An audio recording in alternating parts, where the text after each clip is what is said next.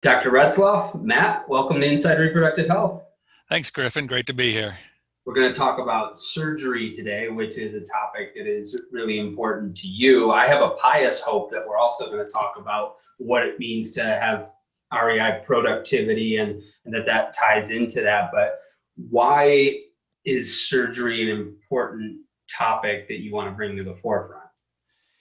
Surgery in the realm of REI has always been a bit of a controversial area. And in what some of the controversies sort of revolve around are whether or not it is actually beneficial for the practice to offer surgery, for example, time management issues, reimbursement issues, and how you tie that into the productivity of the clinic. And there now has evolved an entire other specialty of minimally invasive surgery where fellows who actually specialize just in surgery do many of the same surgeries that were sort of always the purview of the reproductive endocrinologist. So, there are many reproductive endocrinologists who are sort of moving more towards just being in-office IVF physicians and seeing themselves merely as an IVF physician, and others who really still maintain that surgical hold, that niche of surgery. And so I think that it remains very important to have that in your armamentarium within your practice. It doesn't have to be every one of the providers, but I do think there are advantages both to the patient and to the practice for an REI practice to continue to offer surgical procedures. When did this start? Like, how long has this been a phenomenon? Would you say Yeah. it escalated more in your career? How long has this been? Yeah, it's a great question. I think that, I trained from 2000 to 2003 in Boston at the Brigham Women's Hospital, and our fellowship was really quite diverse, both on the surgical side as well as the IVF and the infertility side.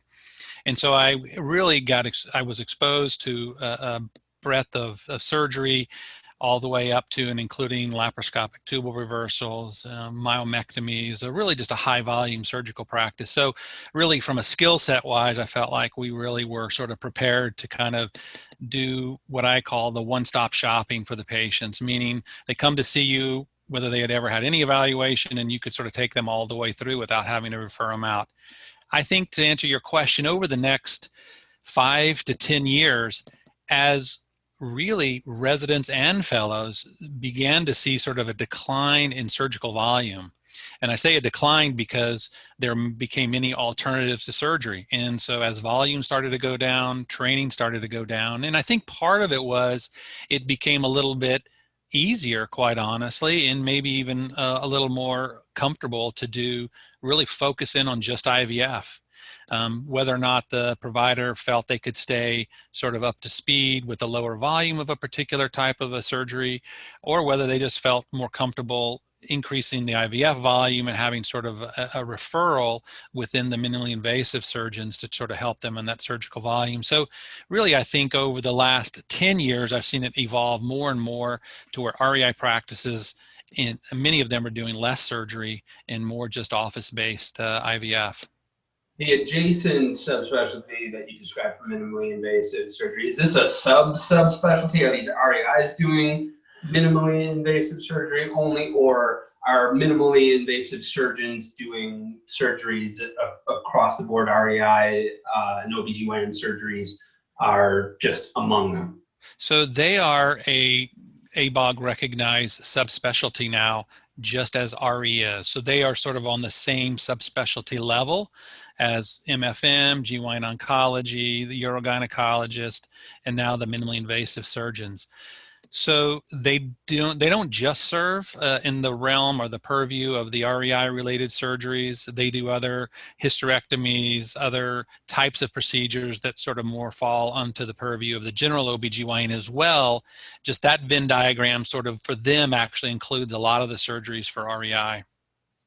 Do you like it? Do you love it? Are you totally against this? What's your opinion? I think I'm sort of biased. Obviously, I'm biased towards doing my own surgery. But what I mean by that, though, is you do have to be somewhat selective. There are cases which begin to sort of take a toll on the practice. I'll call it a toll. And what I mean by a toll is that the time investment, whether it's the actual surgical case itself, which third-party payers right now, the bigger cases just really, you're not reimbursed for your time. If you were to do a comparison for if I spend my time in the clinic versus I spend my time in the operating room, reimbursement's going to be much better for your time, hourly time spent in the clinic. So there are some, and I would use a repeat myomectomy, maybe an extensive endometriosis case.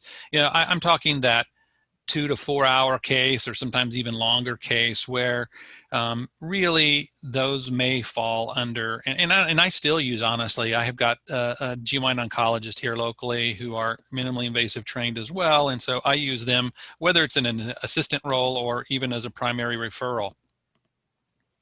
If REI centers, if IVF centers have their own ambulatory surgery centers, do the economics incentives change much? If you were to go back 10 years, that was a big question, and honestly, a big interest of mine is to get certified as an ambulatory surgery center. If you could get your clinic, and there are still some that do that, and there were advantages which unfortunately now aren't playing out like they used to. Reimbursement used to be much better.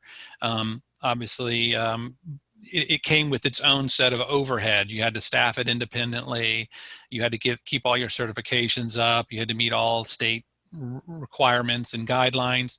What has happened over the last few years, as that reimbursement has gone down, it's become less and less of a sort of a go-to mechanism to sort of make that surgery make sense financially.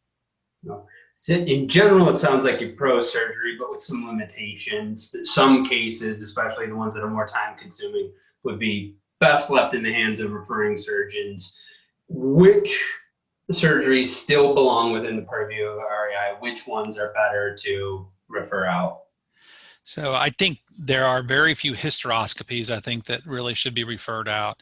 I think really now the debate on the hysteroscopies is what you feel comfortable with doing in your office, going into sort of operative hysteroscopy versus what you need to take over to the ambulatory surgery center. And I do think that to make it sort of a viable component of your practice, ideally you'll do as much as you can in your office. Third-party payers obviously appreciate that and reimburse you better because they're not paying the exorbitant fees to the ambulatory surgery center, and quite honestly, really removing that from the surgeon's fees to sort of offset their expenses. So hysteroscopy specifically, I think, really still remains in the purview of the REI. Laparoscopy, I still think that anything sort of ovarian related, whether it's a cystectomy, any sort of ovarian reconstruction, tubal surgery, and even laparoscopic myomectomies or Acessa type procedures, which are ablative techniques for fibroids, also still remain within the REI's purview. So how does it help or hurt the practice model if we're going the ideal case and keeping those procedures that you feel do belong in the REI purview? How does that help or hurt a business model? So mechanisms, I think, which actually help the business model, number one, referral basis. So you're referring OBGYNs, you become known as the surgeon for X, Y, and Z procedures. Once your name gets tagged to those procedures, they know we have this particular procedure, they're coming to you. It begins just to sort of snowball right into the infertility patients, and really all your referrals begin to roll in. And I always actually, for example, with myomectomies, with my referring physicians, I always offer them, I'd schedule it with them, even offer them the primary reimbursement if they want, and I'll kind of go through the case with them. So from a referral perspective, I think it can really work in your favor. You've got to have a niche and you've got to be the best at what you do. I mean, you can't have 3 or 4 people. You want to become the best at it. And so obviously you've got to remain competent in that particular skill, up to speed, and in fact, be on the cutting edge of the technology. As that hysteroscopy, as an example, especially, it changes, and you've really got to be on top of that. Second off, the other area of benefit is from the patients. I see patients that really they'll come in to see you for the office, you refer them out for a procedure, and if you don't track them any other way, you often lose those patients. They don't end up coming back to you because surgical referrals are different than a primary referral back to a general OBGYN where you can kind of maintain that back and forth. When you get to the subspecialty levels, you refer them out for surgery, they may end up somewhere else and not end up coming back to you. I think patients like the fact that they're seeing one physician, they're also their surgeon, they're also their treating physician. You're making a business case for it. I can at least imagine a business case against you. How do you suppose private equity entering the field impacts this dynamic? Gosh, I hadn't thought too much about the private equity component, although that's becoming, a bigger factor, obviously, over the last couple of years. If private equity, what oftentimes will happen is, for example, they'll get a group of general OBGYNs and a group of subspecialists, almost sort of recreating the multi-specialty practice, just maybe not like physically located in the same office, but they sort of recreate it in a region, let's say in South Central Texas or wherever you may happen to be. And that sort of a model may actually sort of have, okay, these are our surgeons, they do the surgery. These are IVF doctors, they do our IVF. And so then they can maybe more compartmentalize. And if you're referring within the same sort of network per se, you don't really lose those patients. I guess, referring more to the traditional practice makeup where you have an independent practice who, when you refer out, that all goes out and you really don't see any sort of benefit or impact in a positive way to your practice, versus I think those private equity firms that do that will still sort of catch that profit. So the business case against, and I'm totally speculating. So if somebody's listening to this and they belong to a PE partly owned group, feel free to contact me. We'll have you on the show. I have no idea how little or much surgery PE groups are doing, but I could see a business case against being, well, IVF's the bread and butter. I want my physicians doing 400 retrievals a year, 500 retrievals a year. Everything else can be referred out. Is that the count? I mean, is that not that business case? To me seems like the reason why this is on your radar in the first place.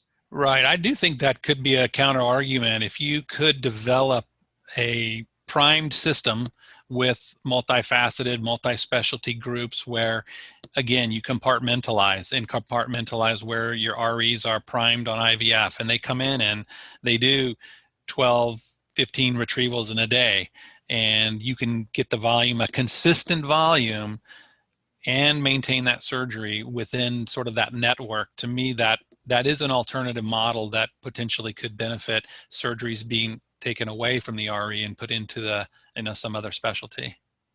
You're an N of one here, but you've also probably spoken with your peers a lot, so you might have some idea. But often when I see someone with a group that they've got 5-7 docs, they're in a hot growing market, they've got 15% growth year over year. I know they're getting calls every week from PE firms, and I ask them why not, if everybody else is taking the golden parachute, and there's still so many. For as amazed as we are of how many people have in the last 5 years, I'm still amazed by how many haven't. Yeah. And I ask people why not, and they Sure. because I don't want someone else telling me how to practice, how to run my office, how to practice clinically. Is this one of the concerns that they have? I don't hear them talk about surgery specifically, but how much is this something that others want to hold on to? I think if you were to poll, and again, I'm just speculating here, REIs across the board, it would be more of a minority of them that would sort of miss giving up some of that surgical component, and many would be perfectly happy just focusing in on IVF. And I don't think that's an unreasonable kind of aim or goal for them. I don't think, though, that that's a big component when it comes to evaluating the private equity firm offers and sort of looks at the at the buyouts. I don't think surgery, at least in my experience, my N of one here, of course, and others may have other experiences that really you get dictated on the surgical side of the house. I haven't seen that become a big factor. I just don't buy the argument that that economic interest can't dictate anything that a clinician does operationally. Uh, I've heard lots of people say that. I've heard other people say that it's not the case. And this is not anti-PE. It's not pro-PE. I get accused of being, I get accused of being pro. I think there are times where it could be good, but I just look at what we do. We're a sales and marketing firm. And so if you're looking at the Venn diagram of the three biggest functions of a business, sales and marketing, operations, finance, it is a Venn diagram. Those rings do overlap. And that's just sales and marketing. There are things in operations we can see. It's like, if I owned equity in some of our clients, I might be making suggestions that aren't suggestions. Right. And absolutely. And I think the counter response sometimes is, well, it's the office, it's the business, but even that Venn diagram overlaps with those rings. Sure. Overlap as well. And just what we see oftentimes, we start working with a group and we can get them pretty busy pretty fast with new patients. And then often there's a bottleneck. And so at that point, it's like, do you want to make this bottleneck go more? Do you want to have more? Well, that touches operations. And, there are some things where it's like, hey, I know that you're not using an ultrasound tech. You might consider it so that you're popping in.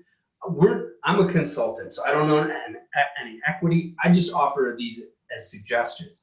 But if I'm a Wall Street guy and I own 30% of this joint, or if I own a controlling stake in this joint, and it's my money that I've got to make back in 5 years, that might not be a suggestion. I don't know how you see that. Yeah, I mean, I do think that it can sometimes almost be confusing when someone would say, well, are you concerned that you will have the way you practice dictated to you?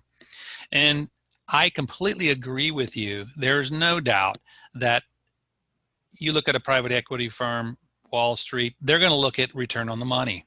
And if they're going to break my time into chunks of an hour, and what do I get on the return of an hour? And if I can get twice my return by doing IVF and half the return by doing surgery, or whatever else you may put in there, whatever variable, you're going to be doing the one that gets the biggest return. Now, they're not that way you practice. And I think some people I've heard when I have the discussion get confused is, well, they're going to tell you how to do IVF.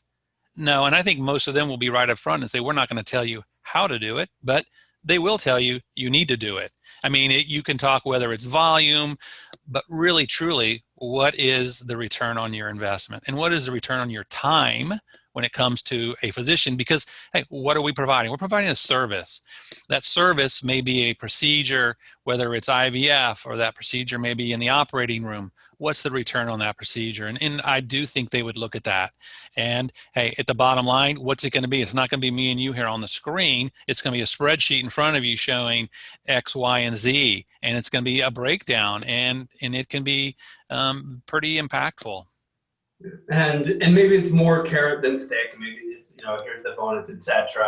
But I just don't see how operations doesn't interface with sales, top line revenue, which also doesn't interface with business operations, and office operations do overlap with clinical. We've had people on the group that are very adamant that, or on the show, very adamant we don't ask people to do it. So right. Anyone's welcome to come on and give their perspective. Sure.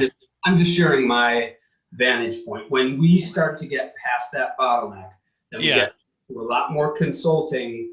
But it's really it's sure. like you client want to do this, and if they say yes, we help them.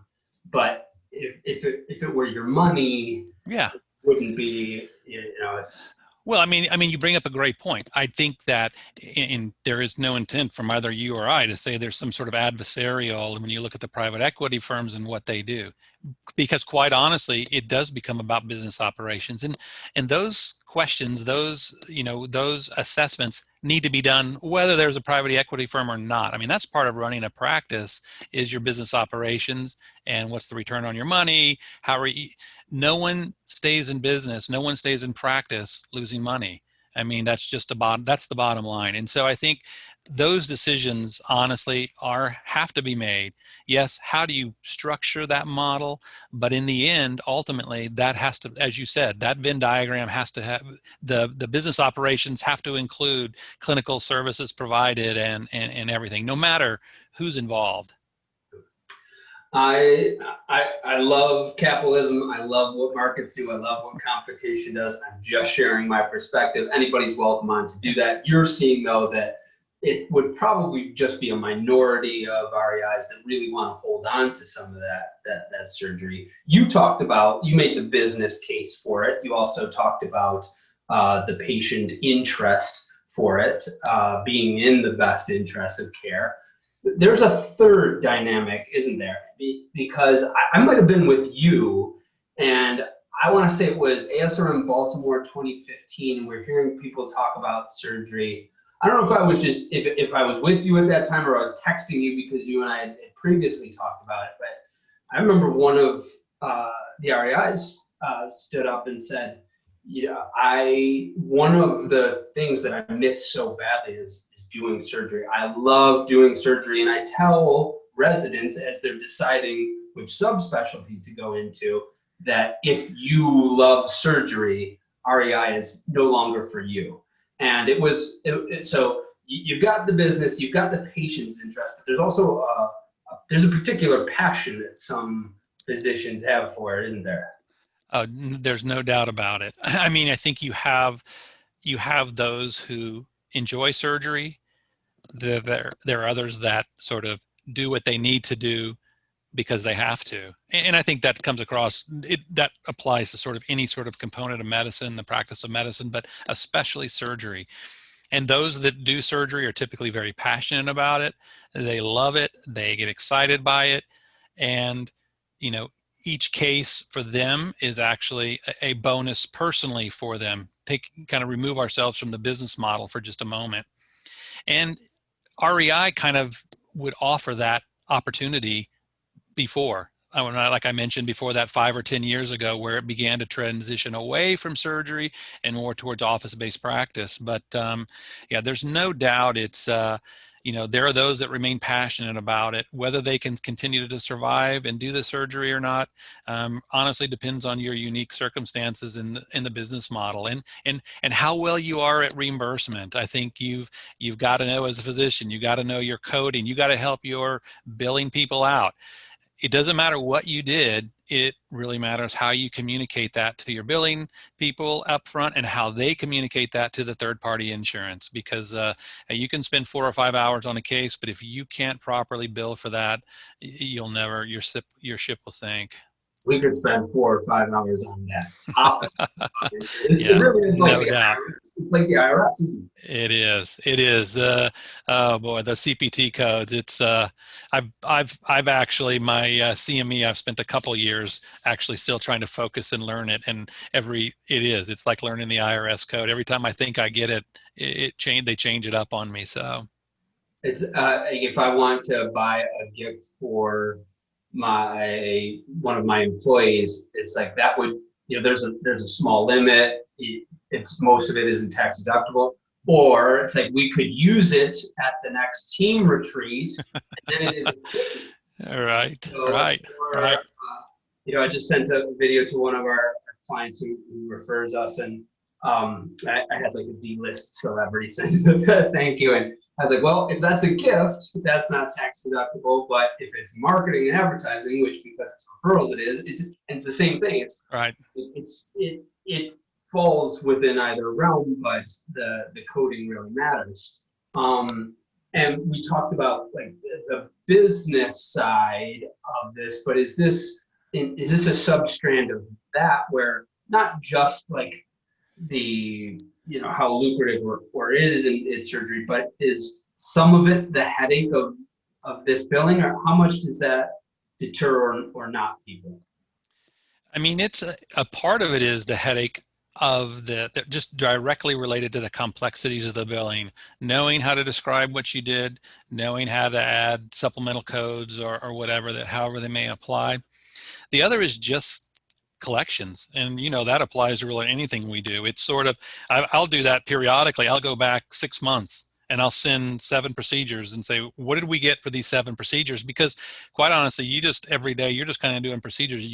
You assume you're getting paid for what you're doing, but in reality, it's amazing to see the variability that each insurance company may pay for a particular procedure, and B, how long those payments get delayed out. And so you almost have to have one person staying on top of the collections, and then those that get, declined if they needed a, pre-authorization and all that. So it really requires a pretty savvy billing person to be able to sort of massage it through so that you're actually get paid for what you did. Got any slick tips for people? Any cheat codes you remember off the top of your head for what to I do? mean, 22 modifier, for example, if you're doing lysis of adhesions, and I will dictate extensive lysis of adhesions. I spent 30 minutes, 45 minutes lysing adhesions. So you need to, within your operative report, dictate the time you spent doing it. And I will dictate as a procedure, as a separate procedure, I'll list out extensive lysis of adhesions. That's one. Staging endometriosis, telling which ovary, if it's on both ovaries. Sometimes you'll get paid for bilaterality. Other times they'll say, well, you did it for one side. If you did it on the other, it doesn't matter because they're all incorporated. You have to know and be as smart as your front office, unfortunately, at how to bill and how to describe what you did and translate that into a billable return. Is that true? I kind of want to. I want to hear more about that thought. The physician needs to be as smart as the billing office. Well, unless you have, so for example, in our front office, I'm always offering, they have either through ACOG or ASRM at the annual meetings, they'll often have courses. In fact, almost every meeting, they'll have a course on billing. And I will either attend or will sort of pay to have our front office attend. And, I think sometimes for the front office, it's understanding, it's as the clinician, the surgeon going in there, you can kind of understand, you speak the language. You take someone from the front office, an admin person, and if they don't have the experience or speak the language, for example, salpingectomy, lysis of adhesions, synechii, these are some of the words we will use to describe specific scar tissues, etc. If you don't know how to sort of understand the language, then you really don't know how to sort of translate that to actually a billable code. I've been reading The Great Game of Business recently by Jack Stack. For anyone that wants to look that up, I'll have Caitlin put it in the show notes. The Great Game of Business by Jack Stack, and talking about how departments can learn what the others are doing to help each other to see the bigger picture. Shadowing is a big part of their strategy. Does that ever happen? Does the physician ever say, hey, like, put on your scrub, I guess non-COVID times, but put on your scrub, put on the mask, stand right there. I'm going to show you what's going on and what I'm doing with the billing team. Could that work? Yeah, that's interesting. I think in our office in particular, I offer that up to really anyone in the laboratory and even I've offered it to my MAs. I can't say I've ever offered it to the upfront admin because I guess I think they're less in a clinical realm and I haven't even really thought about it. But I think that's actually a really good idea because I think it's amazing what you can learn by visualizing that visual opportunity, and B, just the discussion that goes on in the operating room so that they can see when I dictate something, when I explain something, they know then what I'm talking about. That's a great idea. And honestly, no, I haven't done that, but I think that's really a good idea. I'm huge into the interdepartment shadowing, and even, I've got 10, 12 people on my team, and we still do it because it's just useful. We're a remote company, so it helps because you can just say, okay, you guys are going to do this on Zoom together. But I will sometimes, if I just want to learn a little bit more about AdWords, for example, or whatever new automation we're doing, I will go into the platform myself, and then I'll have Barrett, our senior digital strategist, tell me what to do. So oh, this is what you are doing. And I have them do the same with our director of client success, with our project manager, our creative director. I'm having them do that with each other for this reason that we're talking about. And I do see that because when I go to visit clients, I try to shadow every department I can for the Yeah. day. And I'll be talking to someone, and then I'll be talking to the next person, and they don't know that the other person does X. And so, especially if we want to hold on to surgery, it sounds like we really need to be smart about how we're coding. That is, if not everything, it's a big part. It could be the difference maker. Definitely. And so that could help. So what's the future for surgery in REI? I mean, I think the future, I still am, I guess, the eternal optimist in that regard. I'd like to think we're going to remain a big part of the minimally invasive procedures, especially as, the advent of less invasive techniques are available. Unfortunately, some of those become more expensive. As we know, any other technology becomes more expensive. So that kind of brings us back again, full circle back to the billing and reimbursement. But I think we are in a position to really be the leaders in fertility-related surgery. I mean, I think, as we move forward from here, I would emphasize the need to really stay on top of the new procedures, changes in procedures. And I could give you several examples, whether it's hysteroscopically or laparoscopically, things that we do differently. You can't do it the way you trained 10, 15, 20 years ago because you're out of date, and it's being done differently and probably done better somewhere else. So, I think some of the things I try to do is I'm a senior mentor with several different devices. So I actually go out and teach those devices.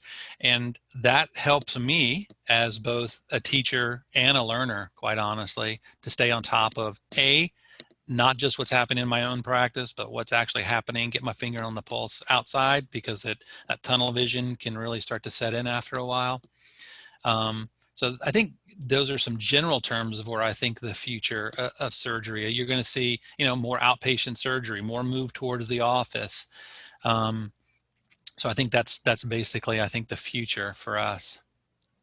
Let's stay in that mentor seat for your concluding thoughts, because if there's 150 fellows, I bet you a third of them listen to this show at some point or another, and they often email me for career advice or ask to be connected to some of the people who've been guests. What would you have them consider about surgery as the field progresses and they advance their careers? Well, I do think that if you enjoy you have to enjoy both infertility, IVF, and surgery. There's still a role for surgery within REI. I suspect, again, in residency, you're going to get sort of some of the more slanted towards, well, then you probably need to go more towards a minimally invasive, or maybe even a GYN oncology, urogynecology subspecialty to kind of really focus on surgery. So I think as we move forward, for those that are in training, I really would encourage them to get as much experience as you can. And I mean across the board, whether, it's hysteroscopy, operative hysteroscopy, not just diagnostic, but what are the different modalities?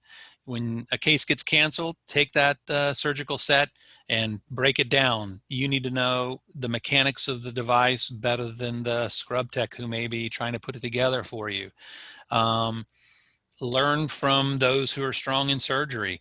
If you have minimally invasive surgeons, or you have an REI who does a lot of laparoscopy, whether it's robotic laparoscopy or more traditional laparoscopy, again, surgery is all about volume. Volume translates to confidence. Volume translates into better outcomes.